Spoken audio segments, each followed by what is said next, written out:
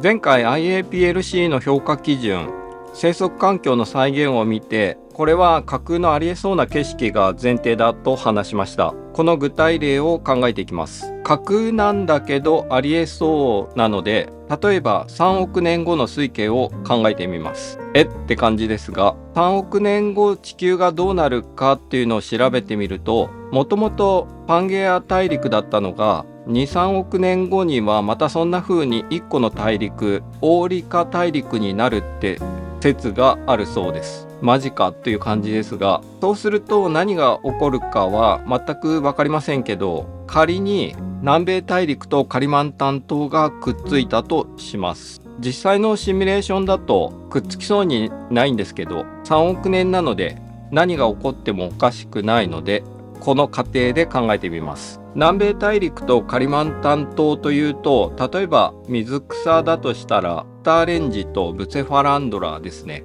これが一緒に生えていてもおかしくないと。あとはベタと南米のカラシンが一緒に泳いでいるといったことが起こる可能性があります。めちゃめちゃ細かく言うと、ブセファランドラは渓流だし、南米とカリマンタン島で水質がだいぶ違うだろうとか、いろいろ細かいことは言えますけど、とはいえ言うても3億年後ですから、何が起こってもおかしくないというか、何でもありですね。その時の水景を自然に見えるように、魚がいてもおかしくないなと思えるようにするために必要なのは何かというと、まずは現在のカリマンタン島の水景と南米の水景を把握して、ブセファランドラの自生地がどうなっているかを見て、スターレンジの自生地がどうなっているかを見るというところからまずは始めますよね。で、今水景を前提としているし、IAPLC が前提なので、それぞれの魚の生息環境も必要になりますね。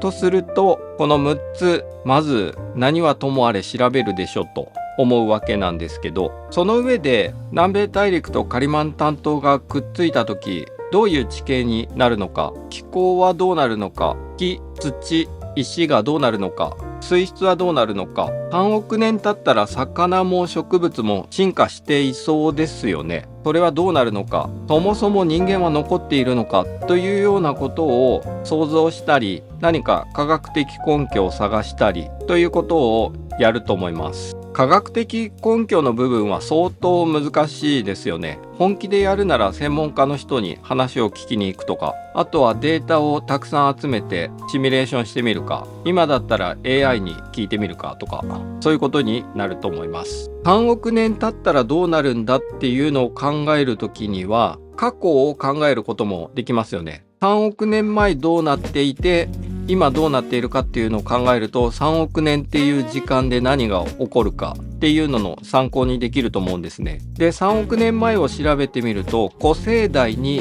該当して二酸化炭素の濃度が現代の程度まで低下した、酸素濃度が最高の 35% だった、昆虫が勢力を拡大したと、あとは爬虫類が出現したのが3億年前らしいですね。これを見ると3億年っていうスケールがどんぐらいのものなのかっていうのがなんとなくわかると思います。以上を踏まえて3億年後の推計を作るときにどういうことができるか。まずは自然観、その時の自然っぽさをシミュレートしてみる。オーリカ大陸になってこの辺がこうなってとか、だいぶ難しいですけど考えてみる。あとは3億年後を考えるっていうその動機となる自然観は何なのかっていう話ですね。これは適当にでっち上げると、自然はダイナミックなもので大陸がまた1個になるわけですからね。そのスケールで見ると、我々が見ているのはその一瞬だといったような自然観になると思います。他にも考えられます。で、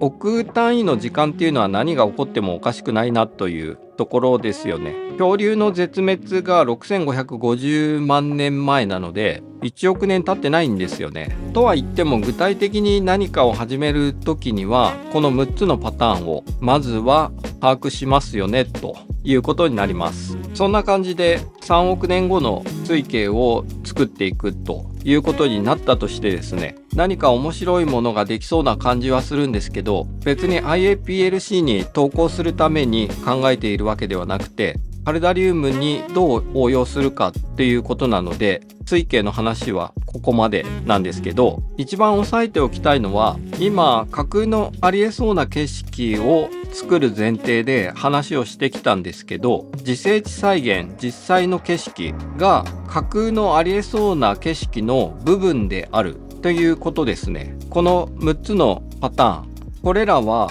架空のありえそうな景色の基本要素だっていうことなんですよね。つまり架空のありえそうな景色を作る話をしてきたんですけど、実際にある景色からの借用、それを基本要素として作っていくという話になっていました。これってこの入門でずっと言ってきた自生地写真をモチーフに始めようじゃないかと。そうなんです。架空のありえそうな景色を作るためには実際の景色の再現から始めるのが近道なんじゃないか。特にパルダリウムは水草水槽ほど定番パターンが開拓されていないし、簡単に言えばまだまだ型が確立されていないわけなんですね。そんな時だからこそしっかり基本となる実際にある景色から始めよう。それが僕のおすすめです。というわけで一旦まとめると、架空のありえそうな景色の基本要素は実際にある景色からの借用だということですね。実際にある景色の再現を目指して実際にある景色から学ぶのをスタート地点にしようと。つまり自生地写真をモチーフに始めようということになります。ここで強調しておきたいのは、架空のありえそうな景色に向かうべきと言っているわけではなくて、実際にある景色が基本だということですね。架空のありえそうな景色こそやるべきだと言っているわけではないっていうことですね。なんですけど、実際にありえそうな景色を作る時にも実際にある景色が基本になるわけですから、これをやらない手はないぞというのがポイントです。自生地写真をモチーフに始めて実際にある景色を目指して作る時のメリットなんですけど、この3つがあると思ってます。1番は、これは言わずもがなですね。で、パルダリウムのすべてブックは通常の自生地写真と比べて一歩踏み込んだものになっていると自負しておりまして、例えば土がどうなっているのかっていうのを植物を取った後調べてみたり、植物が生えているところを引きで全体がどうなっているのかっていうのを撮っていたり、パルダリウムを前提とした自生地写真の集合体になっているので、僕が言うのもなんですがおすすめできます。このコンセプトで作ってある本は他にはないと思ってます。2番なんですけど、具体例としてはブセファランドラを育てる時に渓流に生えているといったようなことを調べるので、全く未知の場合に比べて植物育成の成功率は高くなりますよね。渓流だからとにかく水が好きだぞと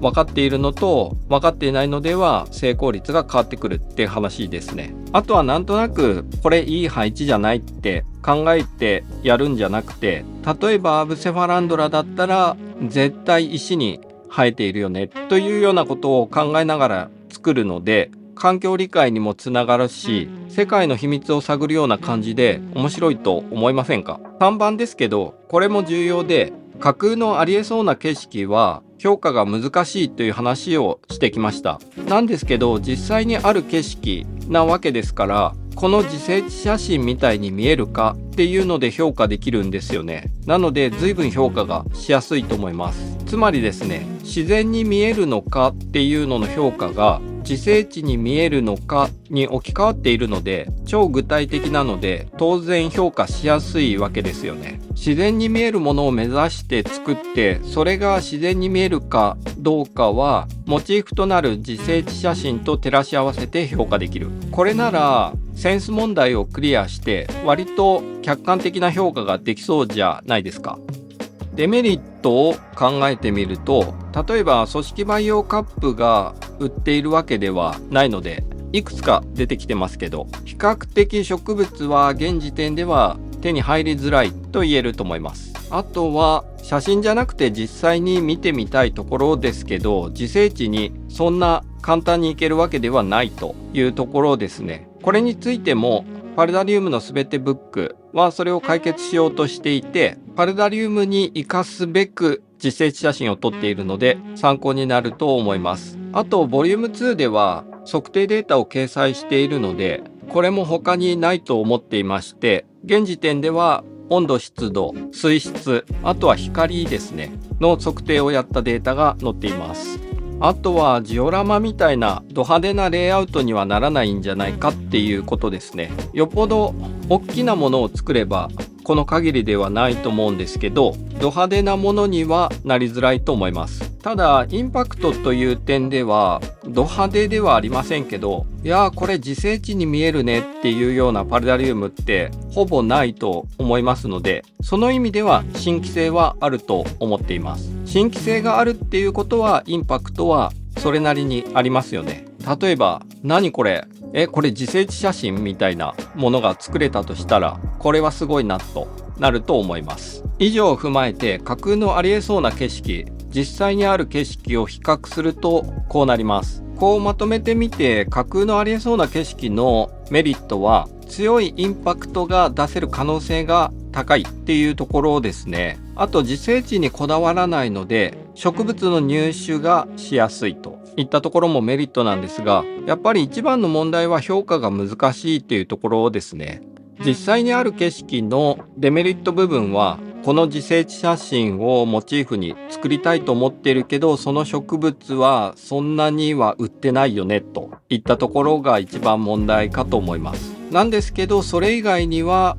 メリットだらけだと思っていまして、唯一パルダリウムでそんなに見ませんけど、ジオラマ的なものをやろうとした時には、一つ問題点としてはジオラマ的レイアウトの強烈なインパクトみたいなものにはなりづらいっていうところですね。なんですけどメリットがすごく多くて、特にパルダリウムの場合はまだ典型的なパターンみたいなものが確立されていませんし、ハンターの人が取ってくる植物は自生地写真がまずあるしというメリットを活かせるので、パルダリウムの場合実際にある景色を前提にやっていくのがいいんじゃないかっていうのが僕の考えです。ということでパルダリウム入門9回目にしてやっとレイアウト方針、作っていく方針が決まりました。もちろんですね、好きな植物をバンバン入れたやつが作りたいんだけどという人には向かないスタイルですね。なんですけどそのスタイルは違う環境の植物を混ぜがちになるので、僕は失敗しやすいと思っていますし、よくわからない印象の謎のものになりやすいと思ってます。ですが何を作るかは自分で決めることなので、それでもいいと思います。そんなわけで自然観と自然観、架空のありえそうな景色、実際にある景色、自生地写真をモチーフに始めようというこれまで出てきたキーワードをそこそこ回収できたと思います。じゃあ以上を前提にどうやってやっていくんだよという話になるんですが、具体的には自生地写真を読み取る方法、あとは素材っていう面では流木、コルク、いわゆるソイルを使わないといったマジかっていうようなことを今後話していきます。ということでバイバイ。